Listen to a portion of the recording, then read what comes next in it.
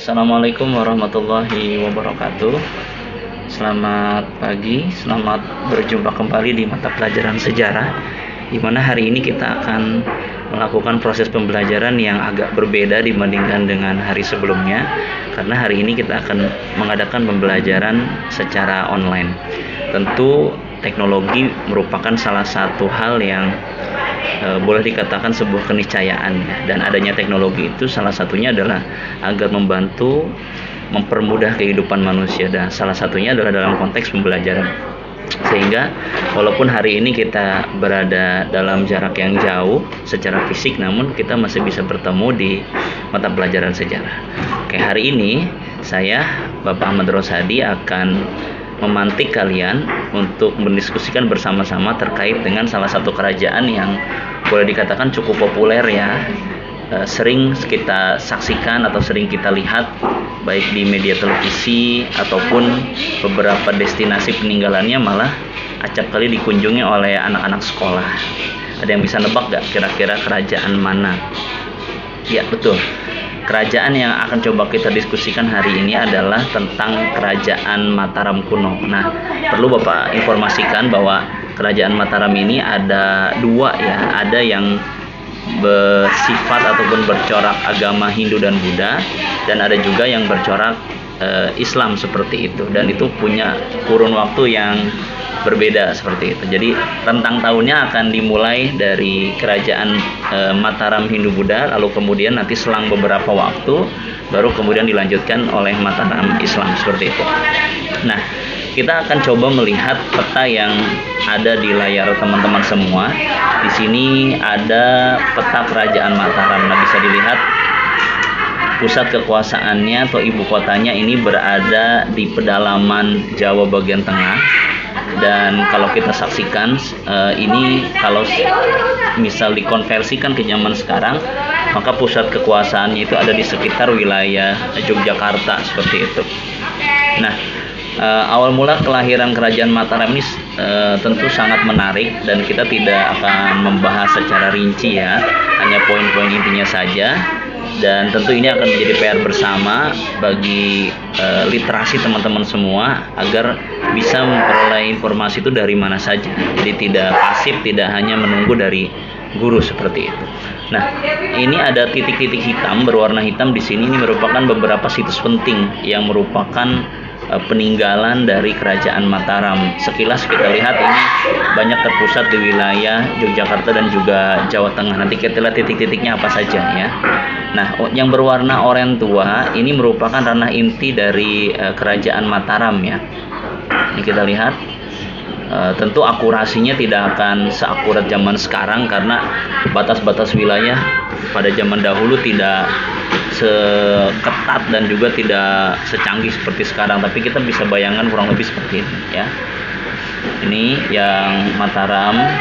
Dikatakan juga di sini Medang, tapi ketika kerajaan ini ada di Jawa Tengah seperti itu, karena nanti dalam periode waktu selanjutnya itu akan berpindah ke Jawa Timur, karena menurut para ahli adanya letusan Gunung Merapi ya, sehingga membuat pusat pemerintahan nanti berpindah ke Jawa Timur.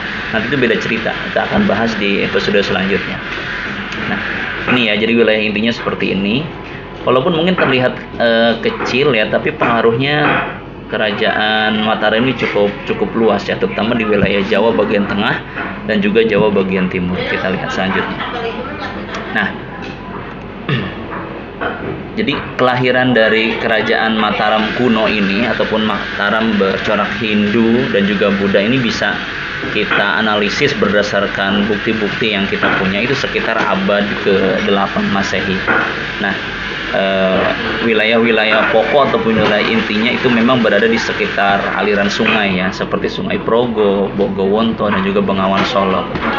Analisisnya mudah ya, karena zaman dahulu pusat-pusat peradaban itu memang biasanya mendekati air, entah itu berada di pesisir pantai ataupun di wilayah pedalaman, tapi dia tidak jauh dari sungai-sungai besar ya. Karena satu, itu bisa digunakan sebagai jalur transportasi yang mudah dan murah saat itu. Lalu kemudian yang kedua juga bisa dijadikan sebagai pusat perdagangan, dan nanti nilai plusnya Kalau untuk sungai ya itu bisa juga dimanfaatkan sebagai pengairan ya untuk pertanian yang ada di wilayah di kerajaan itu. Kita lihat selanjutnya. Ini ada beberapa raja yang populer ya atau terkenal. Sebenarnya banyak ya, karena kurun waktu kerajaan Mataram ini cukup panjang. Tapi beberapa nama yang sering disebut diantaranya ada Sanjaya, kemudian ada Rakai Panangkaran, ada juga Dararindra, ada Samaragrawira dan juga Rakai Pikatan. Ya.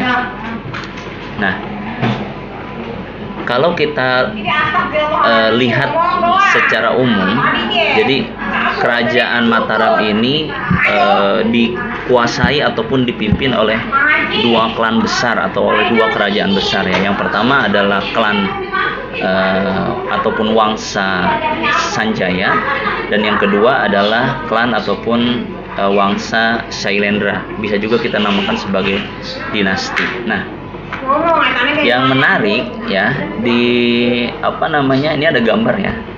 Ini salah satu relief atau lukisan di tembok di batu ya yang terdapat di Candi Borobudur. Ya, kita tahu Candi Borobudur ini merupakan peninggalan dari kerajaan Mataram kuno. Dan kalau kita perhatikan dengan seksama, model kapal yang terpahat di Candi Borobudur ini justru model kapal yang biasa dipakai oleh kerajaan Sriwijaya ya, sekitar tahun 800-an Masehi. Nah, kenapa bisa seperti ini gitu? Kenapa kemudian yang muncul adalah kapal kerajaan Sriwijaya? Apakah ada hubungannya gitu kan? Nanti kita lihat ya. Nah, berdasarkan Prasasti Canggal tahun 732 Masehi dan Prasasti Mantiasi, pendiri dari kerajaan Mataram ini adalah Sanjaya. Maka kemudian namanya dijadikan sebagai asal usul klan seperti itu ya. Mungkin kalau teman-teman di kelas suka mengenal kayak di film-film Naruto ada klan Uchiha, ada klan Senju seperti itu ya. Nah, itu pendirinya itu untuk klan Sanjaya ini ya Sanjaya sendiri. Maka kemudian namanya direpresentasikan sebagai nama klan ataupun nama wangsa ya. Dan Sanjaya ini itu bukan orang sembarangan, karena dia secara silsilah dia merupakan putra dari Sanaha dan cucu dari Ratu Sima. Nah, Ratu Sima mungkin sering kita dengar ya, ini seorang penguasa dari kerajaan Kalingga. Jadi boleh dikatakan ini merupakan kelanjutan gitu ya, ataupun garis paralel dari kerajaan yang sebelumnya ya. Seperti itu. Kemudian